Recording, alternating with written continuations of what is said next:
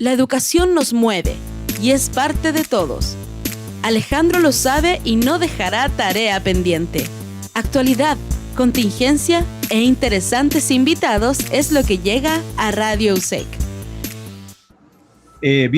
Buenas tardes, buenas noches, buenos días, como siempre nosotros decimos en nuestro programa, porque usted lo puede escuchar en la hora que pueda, digamos, que se haga un ratito, ¿cierto? Y que pueda escuchar este programa de Tarea Pendiente.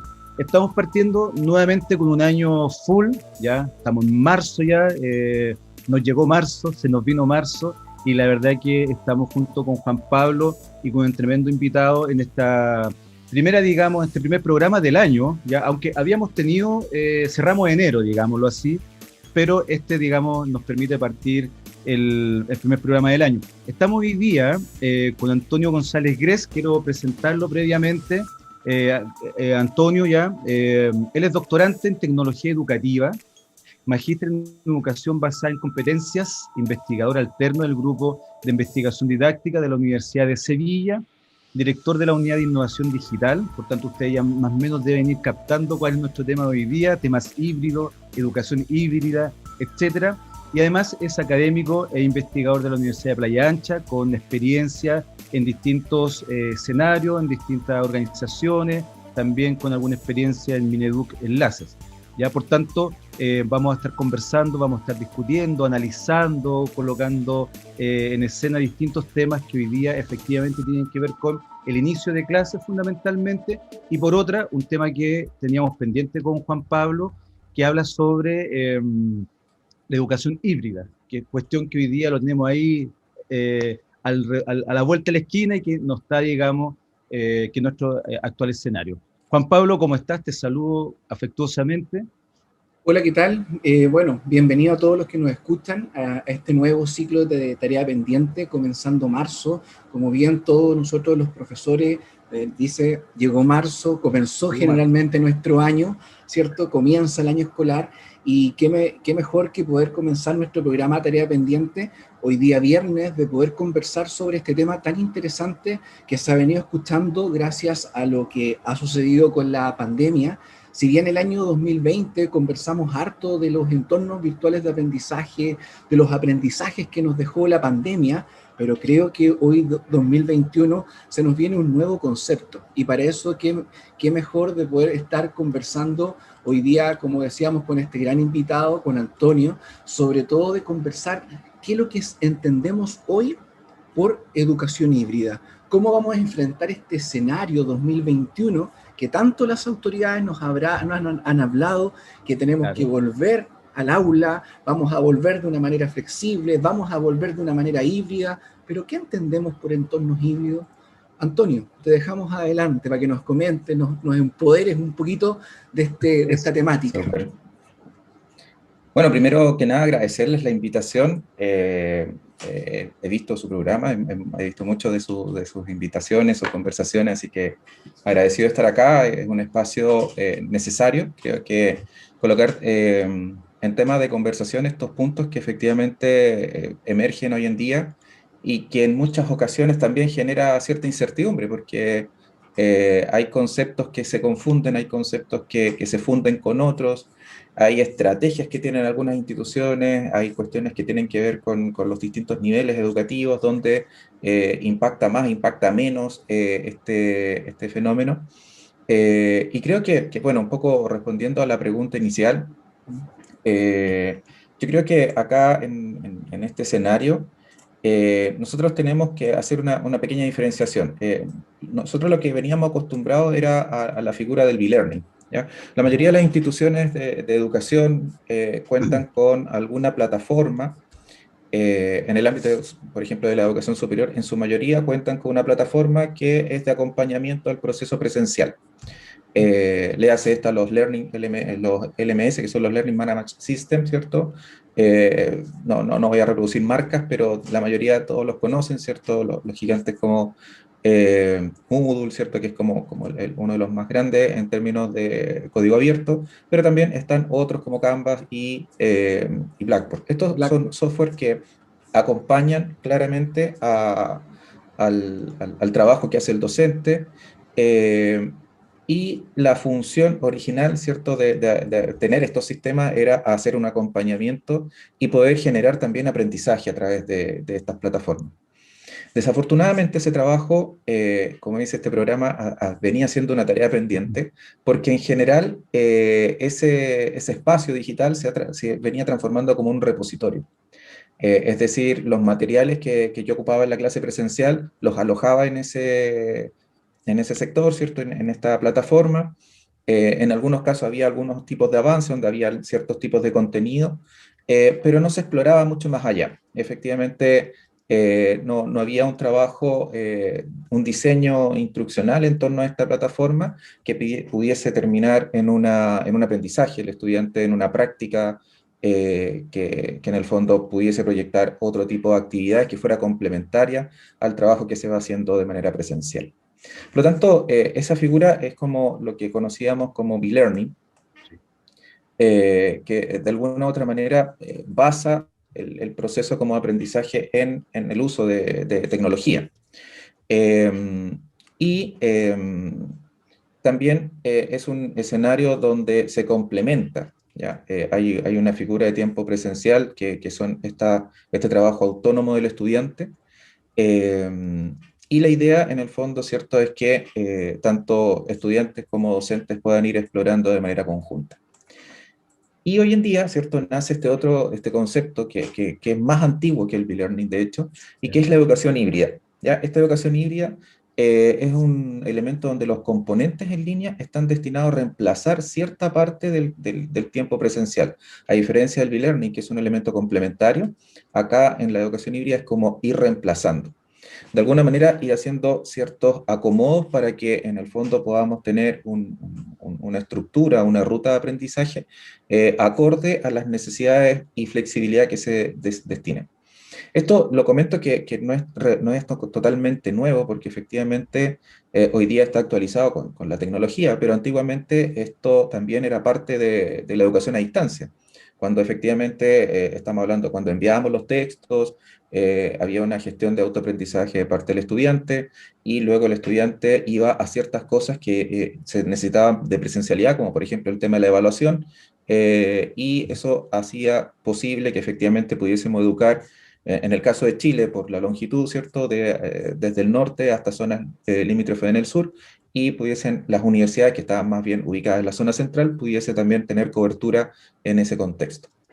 Entonces, esta educación híbrida aparece como un aporte importante al proceso formativo actual, porque dado la situación de pandemia, ¿cierto?, hay momentos en los cuales se puede asistir, otros momentos en los que no se va a poder asistir, y un poco vamos a ir en esta figura, ¿cierto?, como subidas y bajadas. Claro. Exacto. Entonces, la educación híbrida, cuando la pensamos y la desarrollamos como una parte de la metodología que vamos a aplicar, plantea entonces un diseño mucho más flexible del proceso formativo. Cuando nosotros pensamos un poco en el diseño instruccional, bien burdamente, ¿cierto? Lo que vamos haciendo es tomando una cierta cantidad de contenido y los vamos diseminando en cierta cantidad de tiempo, en semana. Y eso, en el fondo, es lo que un poco este escenario nos rompe. Y eso yo creo que es lo que genera incertidumbre, porque efectivamente estamos muy acostumbrados a esa secuencialidad, a esa linealidad, y no estamos como incorporando estos elementos que pueden ser sustantivos de mejorar otros aspectos de parte de nuestros estudiantes. Ahora, retomando esto desde la perspectiva del sistema escolar, es muy importante que podamos aprovechar esta oportunidad.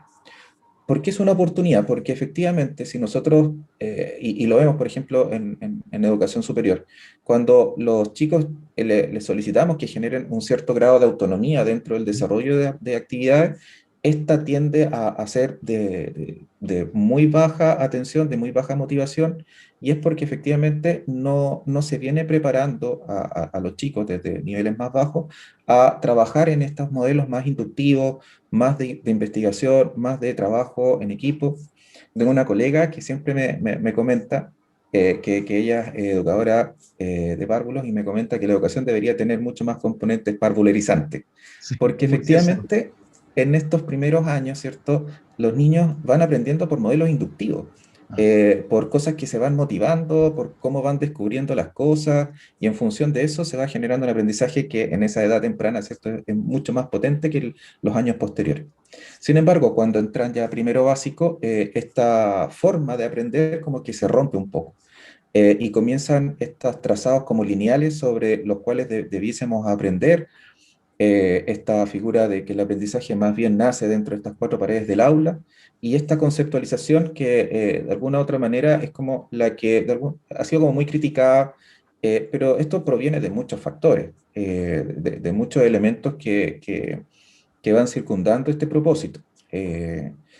Entonces yo creo que hay muchas cosas que podemos rescatar. Yo creo que el modelo Antonio, e-learning en de ahí yo te quiero hacer, acompañamiento tiene un potencial importante, déjame terminar la idea, y el modelo híbrido, si nosotros pudiésemos hacer efectivamente una combinación de los dos elementos, teniendo claro que una cosa es un acompañamiento virtual, asincrónico, y otro en el fondo es un trabajo más sincrónico de parte del docente, que va a reemplazar parte de su clase presencial en esta modalidad.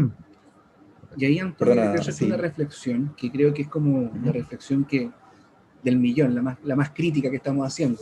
Por una parte nos has definido súper bien lo que tiene que ver con la educación híbrida. Hablamos de plataformas, de nuevos modelos de aprendizaje que son más inductivos, ¿cierto? Con una nueva concepción del docente, pero también hablamos desde un soporte tecnológico de ciertos recursos.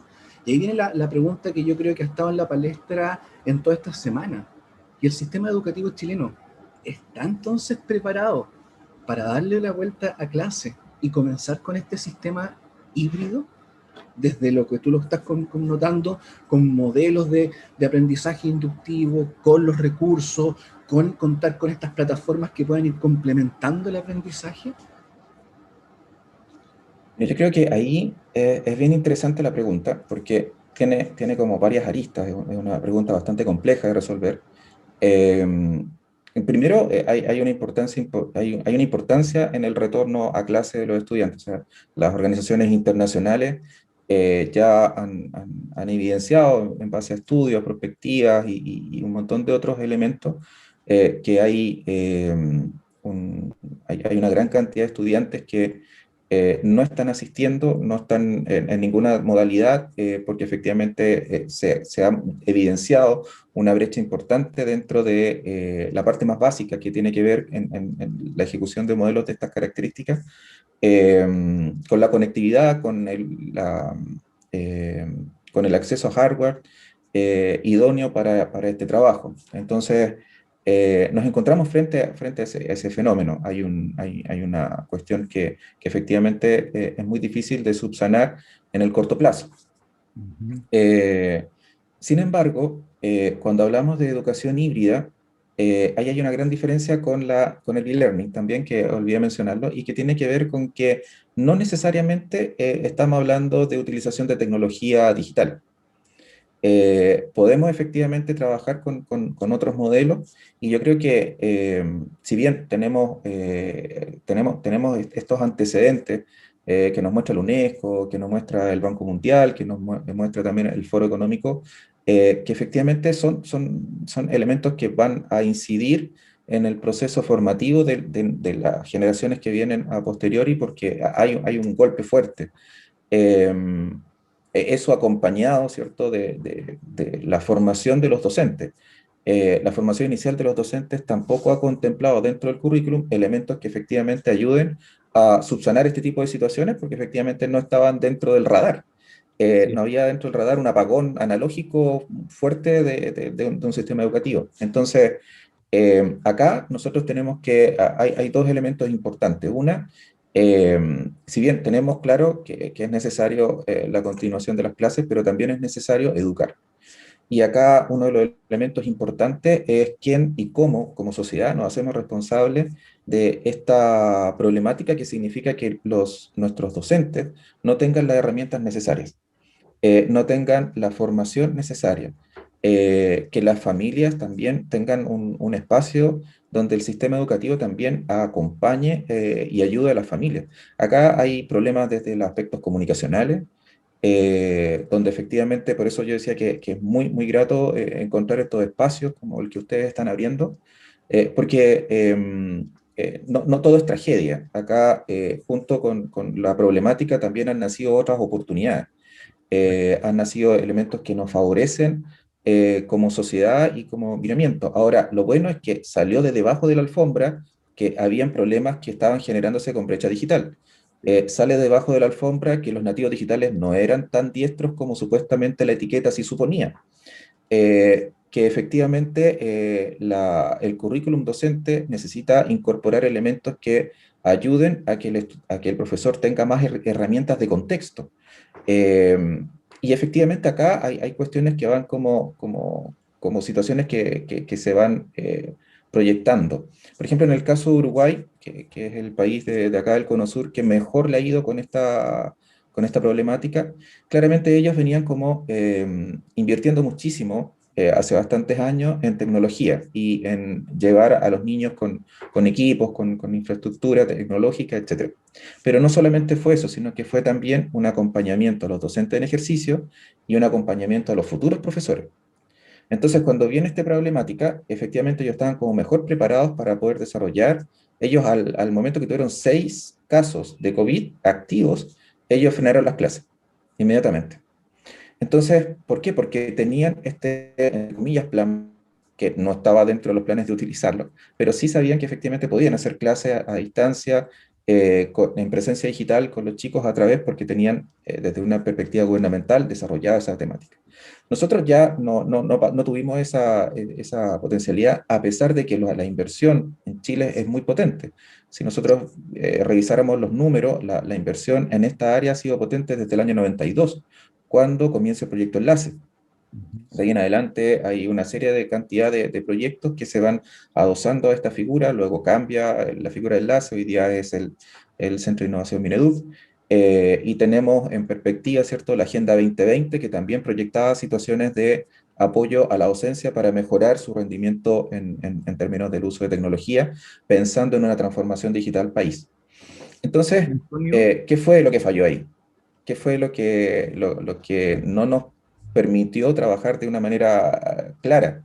Y ahí yo creo que hay un punto crucial, que yo creo que es el currículum. oye, lo que pasa es que te estaba escuchando y estaba como haciendo una relación más micro, que efectivamente tiene que ver con el currículum, con la experiencia que hubo en Uruguay, que estaban más preparados en términos de un plan B, como tú dices, y a la vez también tiene que ver con que tengo la impresión de que en Chile teníamos superficialmente un estar preparados, pero cuando hicimos doble clic nos dimos cuenta de que no estábamos tan preparados. Tengo esa impresión, por lo menos de la experiencia del 2020 y de la pandemia, como bien tú bien dices, se nos vino encima esto de repente. Entonces, quiero hacerte una pregunta más bien a nivel micro, a nivel curricular en ese sentido, ¿ya? A lo mejor no hay una respuesta, pero desde tu experiencia, ¿de qué forma se podría avanzar, o también de la experiencia de Uruguay o de otros países, de qué manera pudiésemos avanzar desde un trabajo virtual de repositorio, que hay mucho de eso todavía, para poder llegar a una clase híbrida con diseño instruccional? ¿Ya? Sé que no hay una respuesta en sí mismo, digamos, así, no hay una varita mágica, digamos, pero ¿cómo podríamos como país, o desde el currículum, o desde la política pública, sobre todo desde el currículum, que es lo que más nos interesa, cómo podríamos ir avanzando en ese sentido, digamos? Efectivamente, no existe la varita mágica, Así es. pero mira, yo creo que acá hay algunos fenómenos que se están dando de manera natural y espontánea y que hay que recoger esa experiencia eh, de manera importante. Yo creo que una de las cosas que debemos reconocer desde el sistema educativo en general, y eso no solamente a nivel nacional, sino a nivel, digamos, internacional, es que la educación, a distinción de otras áreas de desarrollo humano, ha sido la menos permeable al avance del tiempo, a los avances tecnológicos, al tema de ir incorporando otros elementos. Si uno lo ve en perspectiva, la incorporación de la televisión como un medio de trabajo educativo partió incipiente y nunca logró cuajar del todo. Lo mismo la radio, lo mismo así, los distintos medios, Y el tema de Internet fue el que más se introdujo porque en realidad tuvo una permeabilidad mucho más potente a nivel macro. Y esto en el fondo fue siempre como sesgado, no fue como un complemento generalizado. Hoy día es súper complejo decir que vamos a cambiar el currículum de todas las facultades de educación del país para mejorar esta condición. Ujú. Entonces, lo que se levanta acá como un elemento importante son aspectos sociales, son aspectos de colaboración. Ya. Hay una gran cantidad de productos educativos que se están organizando. Viene hace bastante tiempo una organización importante de los recursos educativos abiertos, Sí, correcto. que eso a nivel iberoamericano. Hay muchos repositorios que están abiertos para poder recoger información, para poder recoger, digamos, este trabajo de recopilar información para poder llevarla a cabo dentro de mi clase, tanto en práctica, bueno, o sea, buenas prácticas, digamos, documentación, libros, aplicaciones, etcétera. Hay una gran cantidad de información. Lo que nos está faltando es un eslabón bien importante y es un eslabón que tiene que ver con cómo nosotros enseñamos a curar contenidos a los profesores. La curación de contenidos es el elemento clave porque los recursos están disponibles. El tema está en cómo a estos profesores les ayudamos a que efectivamente logren eh, lo mismo que le pedimos a los estudiantes, logren sacar recursos, ¿cierto?, de Sí. fidedignos, que tengan un respaldo, que tengan una cierta veracidad, porque efectivamente hay que saber discriminar. Hoy en día hay mucha información y mucha también, lamentablemente, es basura, pero también hay información con muchas fuentes, con muchos fundamentos, con mucha investigación detrás, y que si nosotros damos las claves de cómo acceder a la información de mejor calidad, vamos a obtener mejores rendimientos de parte de la práctica docente. En eso, yo creo que hay un trabajo que tendría que ir de la mano de un acompañamiento hacia los equipos docentes, y un poco es lo que han estado buscando. Yo veo muy cercanamente a equipos de colegio que han estado buscando las respuestas, porque efectivamente es complejo. Si tú no tienes esta como base, ¿cierto? Por así decirlo, como la alfabetización digital, es muy difícil que tú logres discriminar. Es lo que pasa con el fenómeno de la lluvia, ¿cierto? De webinars. Hay una gran cantidad de webinars, todos muy buenos, todos tienen una gran cantidad y a veces hasta uno mismo que tiene tiene cierto bagaje en esta área, dice, chuta, me perdí uno muy bueno. Y algunos los graban, los ponen en otras plataformas y hay otros que simplemente pasó la vieja, o sea, te lo Sí. perdiste porque era en una plataforma X y no lo grabaron, etc. Pero ¿cómo yo sé, ya, si yo estoy empezando, cómo puedo saber si es que el webinar A, webinar B, webinar C, cuál es el que tiene un nombre similar? ¿Cuál de los tres es el mejor? ¿Cuál de los tres va a estar más cercano a mi realidad? ¿Cuál de los tres tiene autores que de alguna u otra manera van a acercarse a mi tema particular?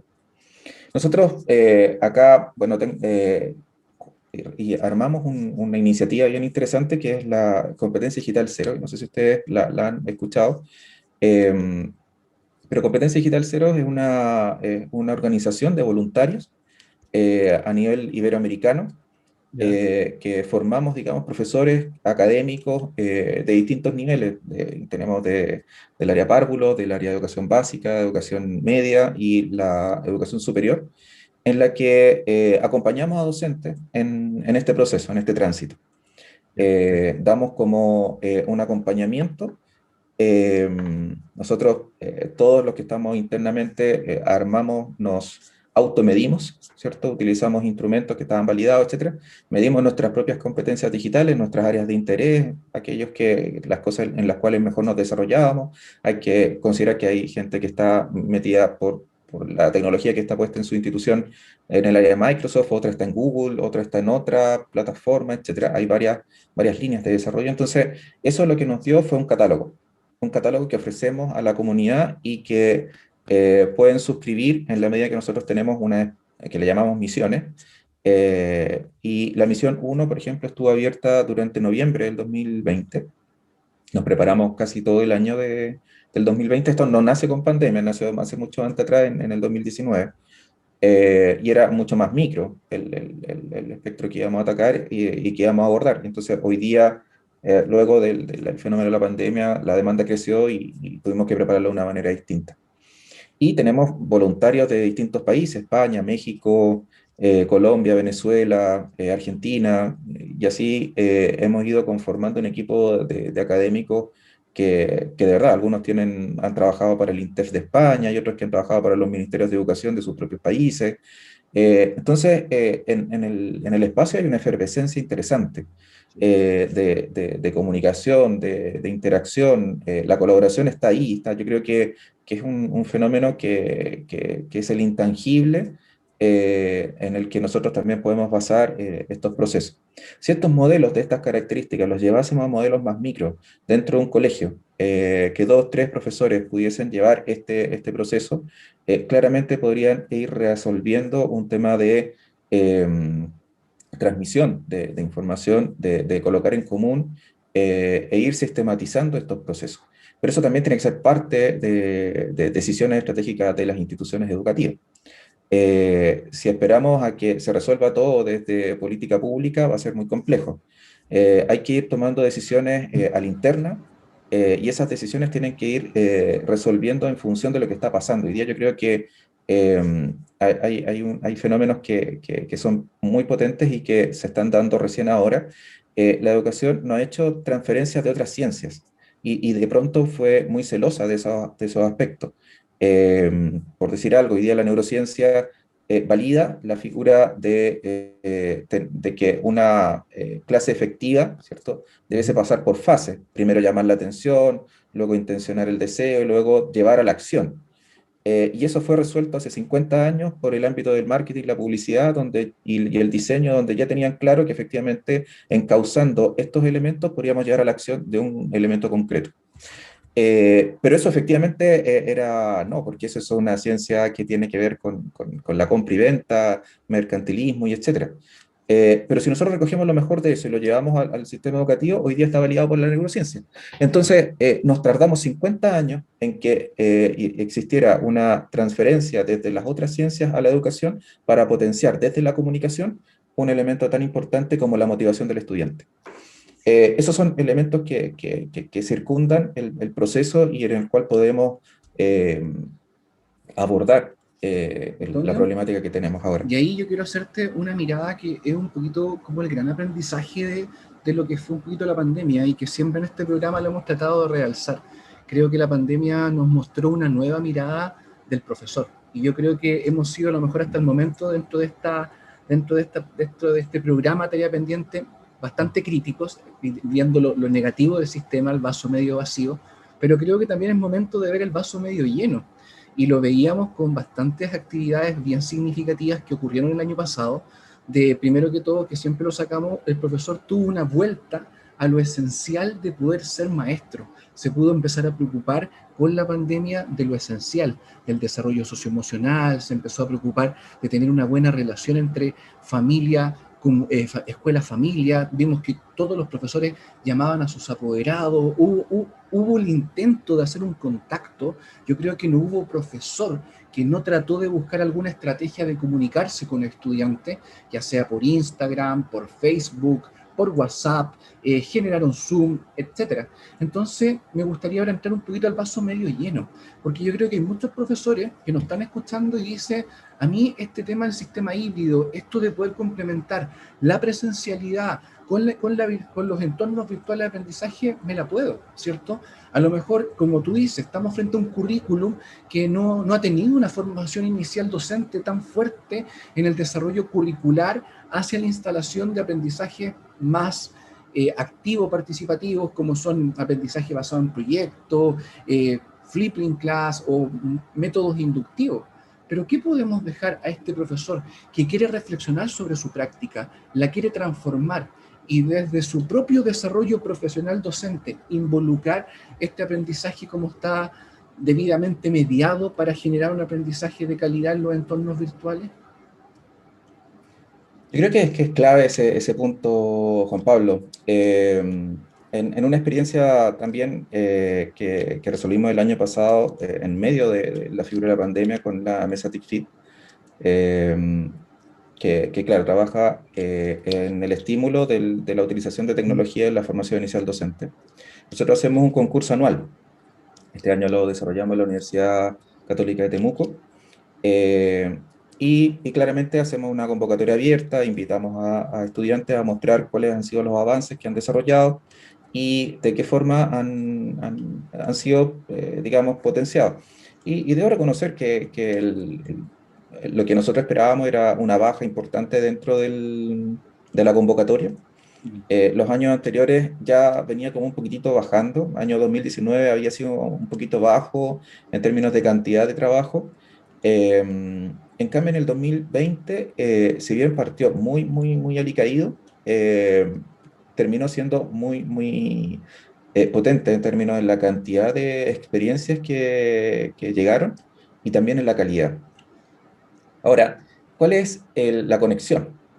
Es que efectivamente el sistema, en esto, la calidad de los trabajos que se desarrollaron en las distintas áreas de la educación, eran futuros profesores que trabajaron, que estaban haciendo su práctica, algunos estaban trabajando con los profesores, y lo que se genera ahí es un momento de colaboración espontáneo y exquisito, dada la condición en la que estábamos. Futuros profesores trabajando a la par con profesores que tenían, digamos, la experiencia de trabajar con las familias, con los estudiantes, y los chicos que tenían todas las ganas de incorporar cosas nuevas. Ahí nace una colaboración espontánea en la que gratamente nosotros nos dimos cuenta que a pesar de que en el currículum no estuviese incorporado estos elementos de formación, los chicos de manera informal desarrollaron procesos formativos acompañados con tecnología. Y eso ellos fueron capaces de transmitirlo en sus centros de práctica. Ellos fueron también capaces de transmitirlo a los profesores que tenían la problemática de cómo resolverlo. Y se hizo esta mezcla, una mezcla súper interesante, la vasta experiencia del profesor que estaba en aula con este chico que viene recién iniciando, con estas nuevas herramientas, con estos conocimientos, y este profesor que de alguna otra manera no ha tenido el tiempo para prepararse, porque además ha tenido que resolver cuestiones que tienen que ver con lo socioemocional, de parte de los estudiantes, de parte de la familia, contener muchas veces estas situaciones, porque también en el ámbito familiar ha sido un impacto tremendo el tener en muchos hogares, ¿cierto?, en simultaneidad el sistema escolar, el trabajo, la atención de la casa, etc. Entonces, acá se comienzan a dar estos espacios bien interesantes. Si esto lo logramos sistematizar y que no sea aislado, que no sean situaciones puntuales, sino que efectivamente pudiésemos rescatar estos elementos que tienen las nuevas generaciones, que es hacer este trabajo informal, porque no podemos hacer el cambio curricular actual, pero sí podemos estimular a que los chicos en un acompañamiento paralelo puedan estimular y puedan desarrollar estas habilidades. Esto es un poco lo que nosotros estamos haciendo en la Universidad de Playa Ancha. Estamos haciendo un elemento en paralelo. Estamos apoyando a la formación inicial docente sin cambiar el currículum, sino que acompañando, haciendo un módulo especial que efectivamente tenga que ver con todo esto de la transformación digital de la educación, para que efectivamente puedan tener este traspaso hacia su futuro profesional. Pero en el caso puntual de lo que hoy día se puede solucionar, yo creo que es formalizar, sistematizar el cómo los nuevos estudiantes, ¿cierto?, pueden aportar con ese conocimiento que tienen a los profesores que están en ejercicio, que efectivamente no tienen el tiempo, pero si podemos hacer esta complementariedad, vamos a poder generar un sistema que efectivamente venga en apoyo a la docencia en el mediano más corto plazo, que si esperamos que se solucionen desde otras dimensiones. Insisto, yo creo que acá la colaboración es crucial. Yo creo que los profesores, como decías tú, el vaso medio lleno de lo que rescatamos de todo esto, es que el profesor tiene intenciones de hacer estos cambios. El tema está en que quién lo acompaña, cómo lo ayudamos, qué es lo que está recibiendo como ayuda. No es solamente empujarlo a hacer el tema digital. Si esto es digital, si no te lo enseñaron, ¿cómo lo vas a hacer? Entonces es imposible que efectivamente se genere por una situación espontánea. Acá lo que se va a ir generando es la medida en que nosotros podamos hacer una colaboración desde las mismas universidades, desde las mismas sistemas educativos, desde el ministerio, desde estos estudiantes que tienen todas las ganas y que pueden acompañar a sus futuros pares. vamos a generar entonces un cambio que va a aportar de manera significativa a que fluya de mejor manera procesos de formación híbrida, en línea o incluso una mezcla de ambas. Yo creo que ahí vamos a ir generando espacios en una perspectiva positiva. Dejar de mirar el vaso medio lleno es, creo, también parte del ejercicio que tenemos que hacer. Pero eso es un problema sistémico, o sea, todos tenemos que ponernos en esa misma sintonía, sintonizar el dial y hacer la tarea pendiente. Yo creo que el potencial está, y creo que todos nuestros profesores, como tú dices, con esta heterogeneidad que tenemos profesores con más potencialidades, lo cual se mezcla con la experiencia de tener esta relación con la familia, la comunidad, y efectivamente lo que tú estás diciendo, el formar comunidades de aprendizaje y trabajar de manera colaborativa es la clave, yo creo que es la clave. Alejandro, tú querías decir ahí, que justo te interrumpí. No, sí, es que, bien, sí, lo que estaba pensando un poco lo que plantea Antonio en términos de esta, digámoslo así, en esta nueva didáctica de la enseñanza híbrida, porque en el fondo en eso se ha ido transformando, y hacia allá debemos apuntar. Antonio algo planteaba, porque me preguntaba yo, bueno, en adelante, ¿qué es lo que se viene, digamos? ¿Ya? Yo creo que es súper importante el trabajo colaborativo, como bien dice Antonio. Creo que es relevante hacer una nueva revisión del currículum, aunque sea agotador eso, porque venimos revisando el currículum hace muchos años, pero tengo la impresión de que algo de eso tiene que haber en algún momento desde el Ministerio de Educación, porque efectivamente estamos todavía con mucha metodología y con miradas didácticas muy tradicionales, muy clásicas. Claro, porque en algún momento eso funcionó bien, digamos, pero hoy día en un nuevo marco, no solamente la pandemia, un poco considerar también la historia, como bien dice Antonio, esta cosa de lo híbrido o de lo virtual no es una cuestión que aparece con la pandemia, sino que viene de muchos años antes, pero la pandemia, digamos, fue la vitrina para decir, mira, esto también existe, son otros planes de otras metodologías de trabajo. Entonces, a partir de esos elementos, igual me sigo un poco como preguntando, bueno, ¿cómo lo vamos a hacer hacia el futuro? ¿Cómo se va a plasmar la política pública educativa en estas materias? Que sin duda hoy día estamos al debe con toda la población más vulnerable. Y ahí es donde uno tiene que ir haciendo doble clic, con lo complejo que es. Muy bien Antonio lo decía, mira, yo creo que probablemente tenemos una buena línea base, tenemos buenos números a nivel de Chile comparativamente con América Latina, sobre todo en desarrollo digital, ¿cierto? Con desarrollo de infraestructura. Pero los doble clic es donde ciertamente tarea pendiente, ¿cierto? A lo mejor para discutirlo en otro programa, pero ahí creo, Antonio, que esta experiencia que tú nos contabas de competencia digital cero sería súper interesante cómo se va sumando más gente, no solamente de Chile, sino que también a nivel internacional, para ir poco a poco, ir avanzando, hasta llegar probablemente a estos grupos de estudiantes, profesores, por qué no decirlo, que son parte de una población que también tienen elementos de vulnerabilidad, no porque no tengan los equipos, sino que efectivamente porque a lo mejor estos acompañamientos no se han producido. Yo creo que ahí hay que hacer ese doble clic. Así que, o sea, a mí me parece súper interesante lo que estás planteando. ¿Ya? Yo no sé si tú has podido visualizar más o menos cómo seguimos en adelante, Antonio. Mira, yo creo que acá hay varios factores que están incidiendo y el sistema educativo hizo un pequeño, crujió un poco el barco, Claro, sí. en términos generales, porque la educación formal es la que está un poco cuestionada hoy en día. Si Ajá. nosotros nos preguntáramos qué es lo que viene hacia adelante, la respuesta no es tan sencilla. Yo creo que la pregunta es que si hemos encontrado cierto valor en elementos que están en presencia digital, bueno, ¿cómo vamos a agregar valor a la situación presencial? Hoy día yo creo que se es más consciente de que la educación tiene que tener un componente socioemocional, que tiene que ir con estos elementos. Entonces, porque de alguna u otra manera eso es lo que le criticamos, lo que le falta a la situación de presencia digital. Entonces, si vamos a volver a un 2019, no tiene ningún sentido. En el fondo, no se trata de transformar todo a una utilización constante de tecnología digital, sino es cómo logramos hacer esta reflexión para darle mucho más valor a la educación en presencial.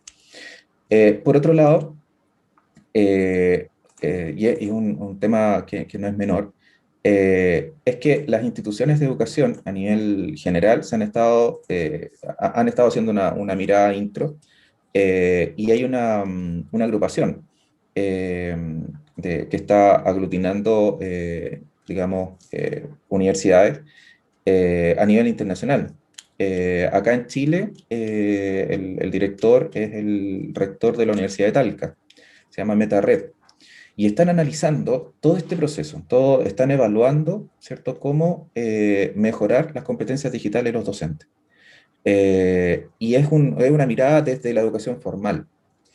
Entonces, de que se está haciendo una especie de auditoría de cómo esta pandemia nos ha develado estos conceptos. Entonces tenemos una oportunidad también eh, de ver y visualizar cómo también desde la otra perspectiva de lo informal. Hay una gran cantidad de organizaciones. Acá yo te hablé un poco de Competencia Digital Cero, que la conozco adentro porque soy parte de los fundadores, pero también hay una Infotecarios, por ejemplo, que es una red que también está ayudando en la alfabetización digital, también a nivel iberoamericano, y que es una agrupación de bibliotecarios. Entonces, ellos están también en la misma sintonía de hacer un acompañamiento a docentes a partir del trabajo de lo que significa esta parte inicial, que compartimos un denominador común con ellos en el sentido de que hay personas que efectivamente, teniendo tecnología, teniendo planes de celulares con datos y equipo, no han hecho esta transposición didáctica de lo tradicional a un ambiente enriquecido con herramientas digitales. Y eso también es parte entonces de esta colaboración. Acá hay formalizaciones del proceso de colaboración más que de las buenas intenciones, o sea, es decir, hay organizaciones que están puntualmente atacando los temas más limitados que puedan tener las personas. Entonces, acá hay varias iniciativas que se tienen que ir sumando, y lo peor que podría suceder en este momento, creo yo, que sería que se diseminaran estos elementos. Es decir, yo creo que si lo que decía hace un momento atrás MetaRed, que esta organización se pudiera reunir con estas otras organizaciones que están en la misma sintonía, y se realizara un trabajo conjunto entre las organizaciones formales y entre las organizaciones informales, que están llenas de voluntarios, que hay mucha gente que quiere colaborar, que quiere ayudar, efectivamente podríamos llegar a consensos, a formas y a resolver la problemática que, en definitiva, lo que nos une en estos procesos es la brecha digital que va a quedar en nuestros países. Nuestros países latinoamericanos van a absorber ese, esa brecha, y es una brecha más de conocimiento que una brecha de la parte tecnológica. La parte tecnológica de alguna otra manera se va a subsanar, o sea, pueden existir donaciones, organizaciones externas, etcétera. De alguna manera se puede llenar el continente, si quieres, de computadores, y se puede mejorar la conectividad también, pero el resto está acá. El resto está en cómo yo hago el cambio de paradigma necesario para poder hacer el cambio en la educación. Y ahí Bueno, justamente, Antonio, bueno, dale, sí, Juan Pablo. ahí justamente, bueno, un poquito la reflexión, que lo queramos o no, como tú decías, contamos también con el apoyo de la empresa, contamos, como tú decías, con donaciones, porque igual lo queramos o no, hay ciertas medidas que han sido significativas. Tuvimos, por ejemplo, Google Scholar, que liberó todos estos recursos para que los profesores lo usaran, Canvas también los liberó para los profesores. Entonces, también lo queramos o no, hoy día el profesor ha ido incorporando ciertos recursos tecnológicos para poder ir enriqueciendo el proceso de aprendizaje en los entornos virtuales. Por lo tanto, yo siempre he dicho, el querer es poder. Y además, bueno, ahí contamos hoy ya con muchas plataformas gratuitas, con recursos gratuitos que nos permiten ir complementando. Alejandro, yo sé que ya estamos en la hora, así que no. Sí, no, claro, sin querer interrumpir ¿Mm? ni lo que tú estás planteando, Juan Pablo, que es súper interesante, y lo que nos va comentando Antonio. Bueno, se me ha pasado un poco la hora, rápidamente, para no molestar tampoco a Antonio tanto, te queremos robar no más de una hora, ¿ya? A veces nos pasamos, digamos, pero la idea es poder no solo agradecerte.